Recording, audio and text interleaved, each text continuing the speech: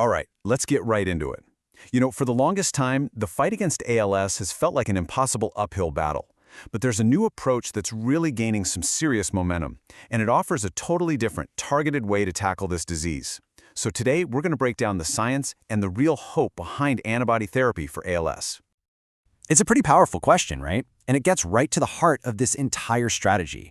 What if the very same tools our immune system uses every day to fight off stuff like the flu could be retooled, redesigned to defend our own nerve cells? Well, that's exactly the idea we're going to explore. So, just to make sure we're all on the same page, let's talk about the heroes of our story, antibodies. Think of them like your body's own super specialized security team. They're these little proteins your immune system creates to hunt down one and only one specific target, like a virus or a bad cell, and just take it out. And here's the amazing part. Scientists can now custom build these defenders in a lab to go after the very things that cause all the damage in ALS. But before we get into how these antibodies work, we first have to really understand the problem they're up against. So let's dig into the challenge of ALS itself because, it's not just one single thing gone wrong. It's a real puzzle. Probably the best way to wrap your head around the complexity of ALS is to use an analogy.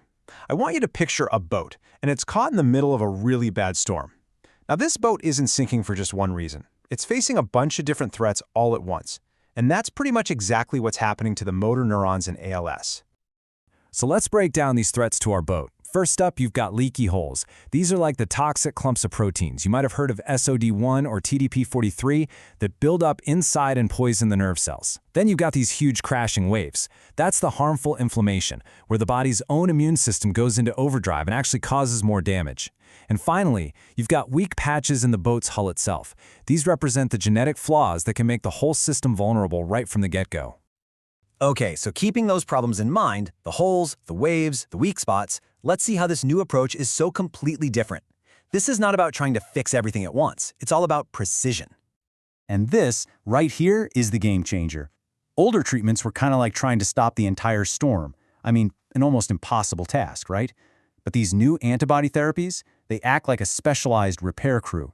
They don't try to calm the whole ocean. Instead, they're sent in to fix very specific, very critical problems on the boat. So how does this repair crew actually work? Well, you can think of them as tiny biological guided missiles.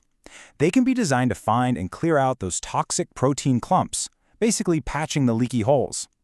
They can also be designed to block the signals that are fueling all that harmful inflammation, calming down those crashing waves. And for people with genetic forms of ALS, they can zero in on and neutralize the specific harmful proteins made by those faulty genes, which reinforces the weak patches in the hull. Okay, so that all sounds great on paper, doesn't it? But does it actually work in the real world? Well, let's get to the exciting part, the results we're seeing from clinical trials, which are really the front lines in this whole fight. And just look at the tangible progress we're seeing here. You've got ANX005, which goes after inflammation, and it's slowed down the loss of daily abilities by 20 to 30%. Then there's tegoprubart, which calms the immune system's attack, and it cut inflammation markers by a whopping 40%. And in genetic ALS, a drug called AP101 was able to clear 50 to 70% of that toxic SOD1 protein. Now look, we're not talking about a cure yet, but these aren't small changes. This is significant, measurable progress. And to really understand what that 20 to 30% figure means, just look at this chart. It really shows you what slowing the decline looks like. For patients, for their families, that difference, that gap between the bars, that represents more time. More time to eat on their own, more time to speak, more time to walk. It's about holding on to function for longer. And behind every single data point, there are real people. This quote from someone in a trial just this year, it really cuts right to the human impact. In a disease that so often feels like nothing but a downward slide, that one word, stabilized, that is unbelievably powerful. It's hope. It's a real tangible change in someone's life. I really want to just pause on this number for a second. 50 to 70%. Removing more than half of a known toxic protein from someone's body, that is a massive scientific achievement. It proves that these antibody missiles are hitting their targets with incredible precision. This is a direct hit on one of the known root causes of the disease for this group of patients. Now, we have to be realistic here. Not every antibody trial has been a home run. Some have failed to meet their goals. But here's the thing about science. Even the failures are incredibly valuable. Every single trial, whether it succeeds or not, teaches researchers something new, something critical that helps them design the next, better therapy. Every result, good or bad, pushes the whole field forward. So, with all these lessons learned and these new successes in hand, where do we go from here? Let's take a look at the path forward and what the future of this research looks like. You've got to remember, drug development is a marathon, not a sprint. Right now, there are actually over 20 of these antibody therapies in the pipeline. They have to move through phase 1 to test for safety, then phase 2 to see if they work, and finally into huge phase 3 trials to confirm everything. Based on where things are now, we could realistically start seeing the first approvals sometime in the 2030s. And this isn't some niche effort happening in a corner.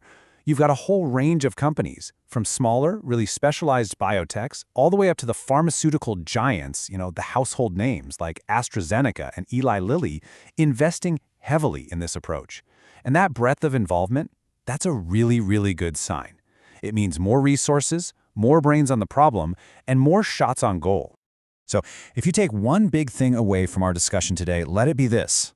The immediate goal here isn't about finding one single magic bullet that's going to cure ALS overnight. It's about something that's maybe even more profound. It's about transforming ALS from what's been a rapid terminal diagnosis into a manageable chronic condition, much in the same way that treatments have completely changed the outlook for things like HIV or many types of cancer. And that kind of leaves us with one final thought.